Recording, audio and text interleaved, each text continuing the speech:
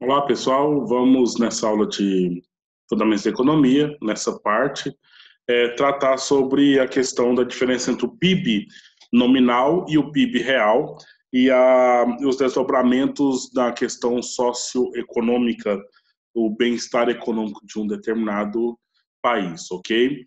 Então, nós já vimos que o PIB seria a soma de todos as compras privadas, mais as compras do governo, mais as exportações deduzidas das importações e todos os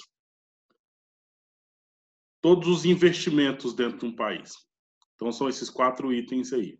Compras privadas é o C, investimentos é o I, a, o G, que seria as compras do governo, e N menos X, que seria, ou desculpa, X menos N, que seria então as exportações menos as importações, né?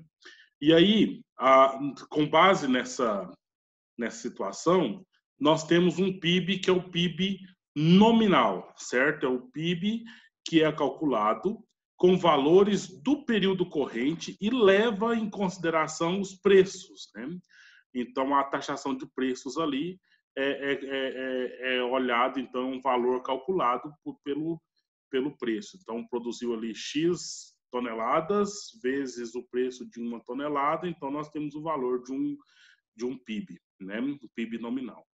Já o PIB real, ele vai utilizar mais especificamente a questão da produtividade mesmo, sem verificar o efeito do preço. Entendeu? Então, como se o preço estivesse congelado, e eu verifico o que produziu. Se um ano produziu mais, então o PIB deu positivo. Se produziu menos, deu negativo. Né? Porque pode acontecer, então, com base no PIB nominal, né, o país produziu menos, mas o preço está elevado e o valor vai ser mais alterado. E aí o PIB ele não está olhando muito apenas só a questão do preço, mas a questão da produção de fato, né? Então o PIB real ele demonstra para a gente o que de fato foi produzido no país, né? De bens e serviços novos, né? Dentro daquele finais daquele país. Tá claro? Então o PIB nominal olha-se o preço, né? Vê a produção vezes preço, e o PIB real, então, verifica apenas os produtos mesmo daquela economia. Ok? Então, o PIB real vai mostrar para a gente a, o ponto de fato que ocorre. Um ponto que eu estou pensando aqui agora seria o PIB per capita, né? Esse PIB per capita é um valor em que verifica-se o valor do PIB do país dividido pelo número de habitantes daquele país.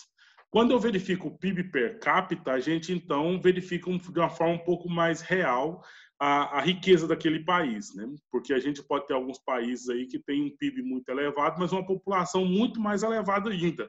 E faz essa divisão, então o número sai um pouco baixo.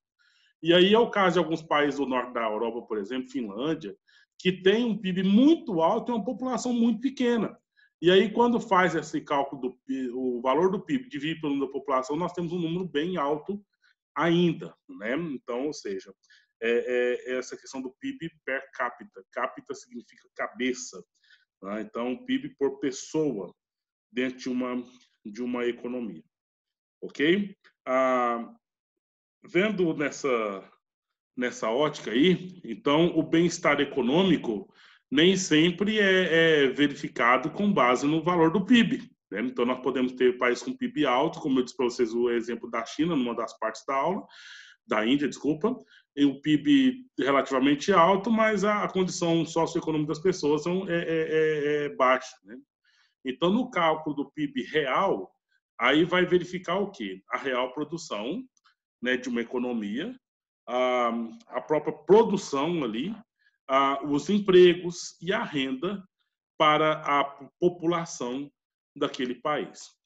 O PIB per capita, então, verifica-se essa produção total em valores monetários e divide pelo número de habitantes, pela população daquele país, certo? E aí, então, se eu tenho um PIB per capita alto, entendeu? maior será o padrão de vida geral da população. Então, é geral. Porque pode acontecer como essa foto aqui, pessoal. Tem gente que pode ter muito dinheiro, né? Ter muitos bens, e tem gente que pode não ter nada. E aí, essa divisão é um número abstrato, como a gente disse.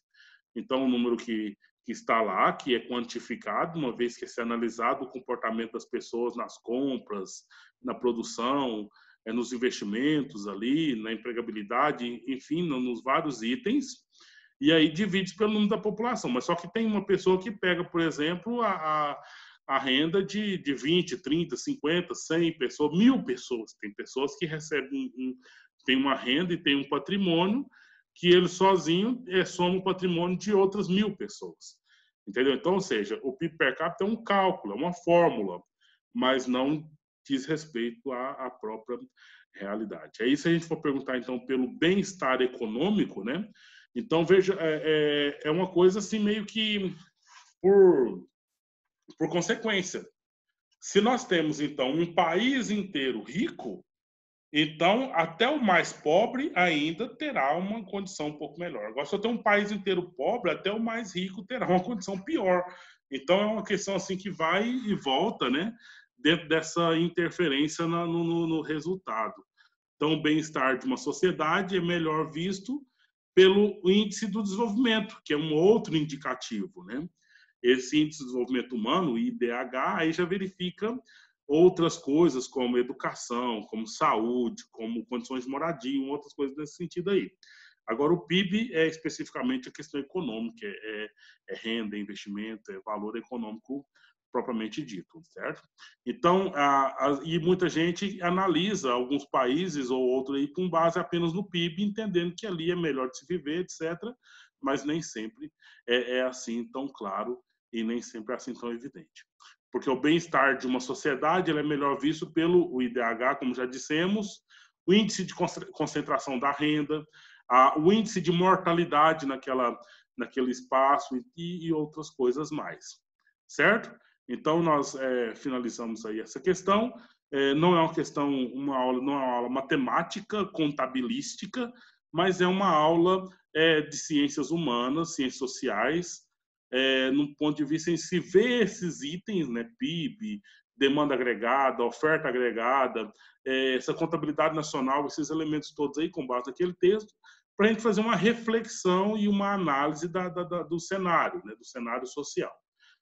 Se fôssemos, se estivéssemos aqui na aula de contabilidade, no curso de contabilidade, também nós estávamos fazendo conta mesmo, né, de ver ali os números, etc. Mas aqui nós estamos fazendo essa análise de verificação desse item. E precisa ficar claro para os senhores.